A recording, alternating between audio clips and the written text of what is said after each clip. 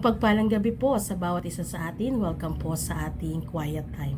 Basahin po natin Roma 14 verse 1. Tanggapin ninyo ang mahihina sa kanilang paniniwala at huwag makipagtalo sa kanya tungkol sa kanyang kuro-kuro. Mga kapatid, ang bawat tao, bawat individual o grupo, organization ay may kanya-kanyang paniniwala, paninindigan, konteksto na dapat nating bigyang consideration. At sa bahaging ito ng salita na itinuro ni Pablo ay i-take natin ito ng walang halong biro sapagkat napakahalaga sa isang samahan na maunawaan ang bawat isa kung paano tayo pinagkakalooban ng kaloob na karunungan ay matanggap natin at maunawaan yung pagkakaiba-iba. Na dito ay binibigyan tayo ng paalala na maging seryoso tayo, no? Maging tanggapin natin ito, yakapin natin ang bawat isa sa kabila ng pagkakaiba-iba. Winawarningan ni Pablo ang mga tao na magkaroon ng spiritual maturity, and that is the point. Na tayo bilang tao, magkaroon kung paano gusto nating mag-mature ang bata. Gusto nating matuto ang mga bata, lumaki na may good morals, na may magbuting pag-uugali, Ganun din, mag-mature din tayo bilang mga adult. Mag-mature din tayo bilang mga Kristiyano. Ang kailangan natin ay spiritual maturity na para sa isang fellowship, sa ating pagsasamahan, we can accept, we can understand, we can love one another. And we should distinguish, no? Dapat nating makita kung sino yung mahihina. Na hindi natin pinipilit ang isang tao sa bagay na hindi niya kaya. Na maunawaan natin ang kahinaan at kalakasan ng bawat isa. Na dito ay hindi laging tayo ang tama at sila ang mali. Ibig sabihin, mga kapatid, yung pagtanggap ay napakalaking bagay na maipadama sa ating kapwa. Tanggapin kung sino ang ating kapwa. Ano ba ang kailangan nating gawin upang tayo ay mag-mature? Sa ating fellowship, sa ating pagsasamahan at higit sa ating iglesia, we have to understand deeply ang salita sa Biblia, na maunawaan natin na ang katuruan sa Biblia ay nagpapahubog sa ating pananampalataya, nagiging gabay natin sa ating pamumuhay, sa ating pakikipagkapwa-tao, na hindi tayo kumakain ng mga bagay na hindi na dapat kainin.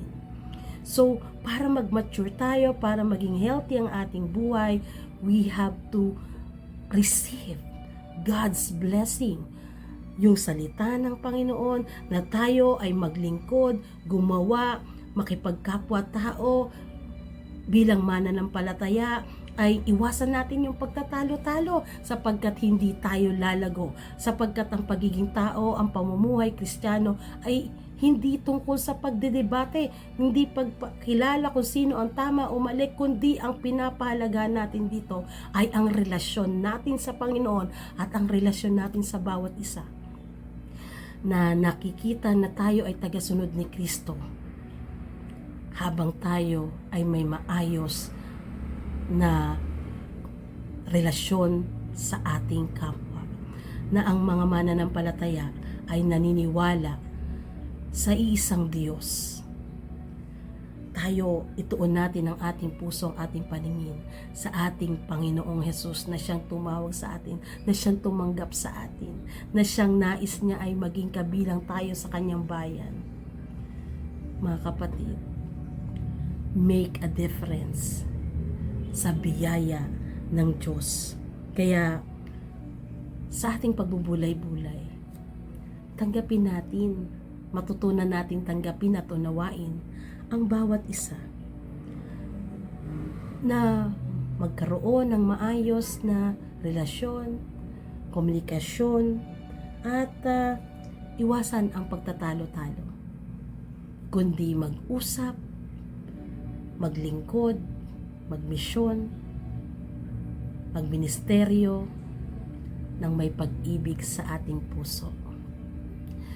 Hindi tayo uhusgahan o hahatulan ng Diyos ng dahil sa ating mga ginagawa, kundi ano ang estado ng ating pananampalataya sa harapan ng Panginoon, na tayo ba bilang Kristiyano ay may nagbagong buhay, meron tayong naipaabot ba natin ang mabuting balita sa ating kapwa. Kaya mga kapatid, kung nais nating maipahayag ang mabuting balita ng ating Panginoon, tanggapin natin ang bawat isa, unawain natin ang bawat isa, yakapin natin ang bawat isa, at iwasan natin, sikapin nating maiwasan ang pagtatalo-talo, pag-aaway-away, pagtatampo-tampo, kundi manahan sa ating puso ay ang pag-ibig. Tayo manalangin. O Diyos na makapangyarihan sa lahat, salamat po sa dakilang pag-ibig mo sa amin. Ikaw ang unang umibig sa amin, kaya't ipinapahayag namin sa iyo ang aming damdamin. O Diyos, patawarin mo kami sa panahon na kami ay nagkakamali, sa panahon na kami ay nagtatampo, nagagalit, sumasama ang loob. Tulungan mo kami, O Diyos, na sa kabila ng pagkakaiba-iba ng bawat isa, Ikaw, O Diyos, ang nagbibigay sa amin sa inyong biyaya, sa inyong dakilang pag-ibig.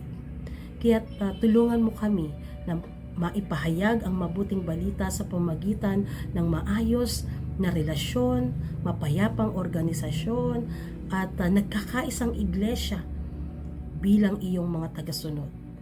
Naririto po ang inyong mga anak. Maaring sila ay may mga nakatampuhan, may nakasamaan ng loob, at iba pa, Panginoon, i-bless mo ang kanilang puso ng kapakumbabaan at dakilang pag-ibig na nagmumula sa inyo. Tulungan niyo po kami, O Diyos, na laging manaig ang pag-ibig, laging manaig ang iyong mabuting balita, higit na manaig ang aming relasyon at ang aming pananampalataya sa iyo. Paghari ka, Panginoon, kumilos ka sa aming buhay. Make us a blessing and help us to make a difference. This is our prayer in Jesus' name. Amen and amen. Mga kapatid, accept one another with love. God bless everyone.